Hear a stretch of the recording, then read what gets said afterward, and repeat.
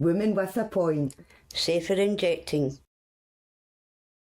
Set everything on a clear surface in a well-lit area.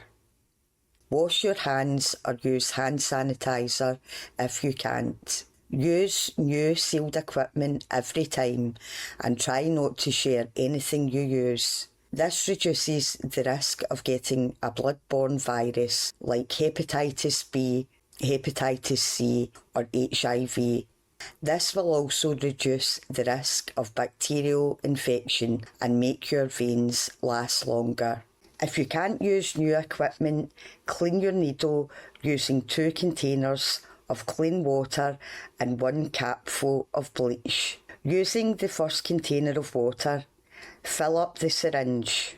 Tap or shake it for 30 seconds and empty it into the sink. Repeat this until water in the syringe is clear and contains no blood.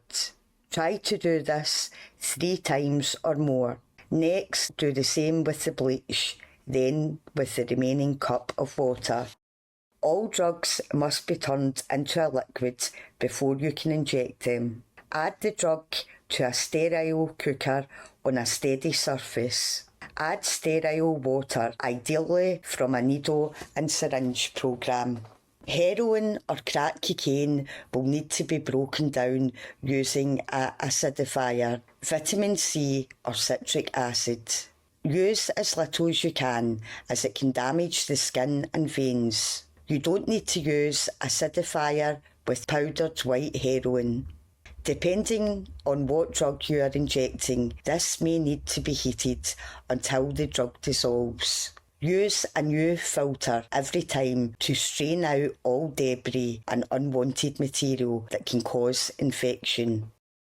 You can make it easier to raise a vein by staying hydrated, keeping warm, like having a warm shower, putting your arm under warm water, placing a hot towel on your arm, or exercising. If you're injecting into your arms, you can swing your arm or clench and unclench your fist. If you're injecting into your arm, using a tourniquet can help raise a vein and give you more control.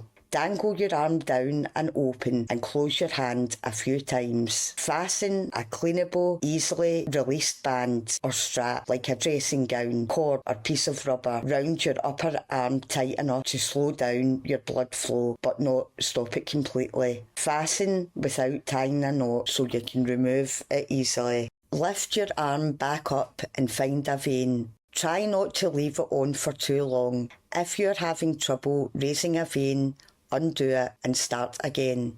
Try not to share your tourniquet, as this could have traces of blood on it which could transmit viral hepatitis or other blood-borne viruses.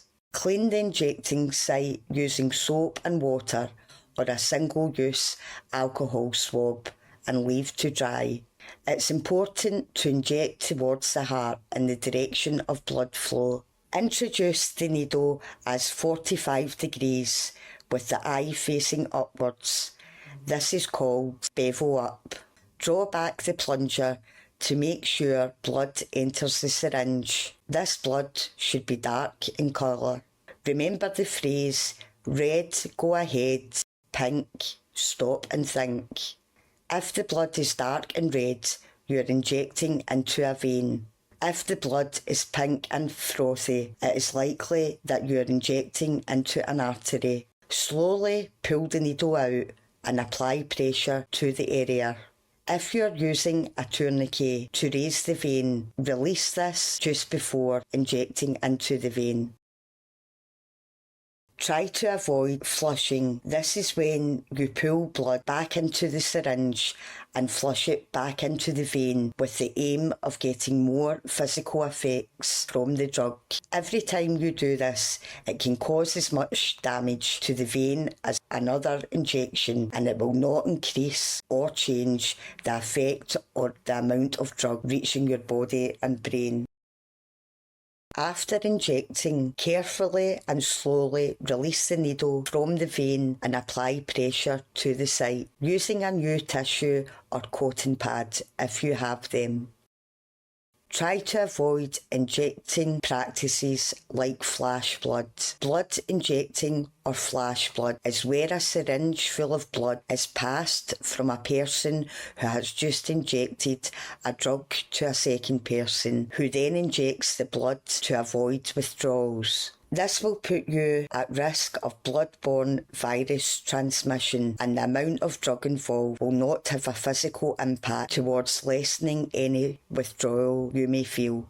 Avoid using the same site again until it has healed, especially if you've missed the vein, and rotate sites as much as you can for each injection, as this will help your veins last longer and prevent sites from becoming infected. Signs of infection like swelling, pain, heat, an obvious smell and increased redness might mean you need an antibiotic, which can prevent infections getting worse. If you inject into an artery, take out the needle straight away and apply pressure to the area. If the area continues to bleed for more than 5 minutes, contact emergency services or seek support from a harm reduction service, as you'll likely need medical care.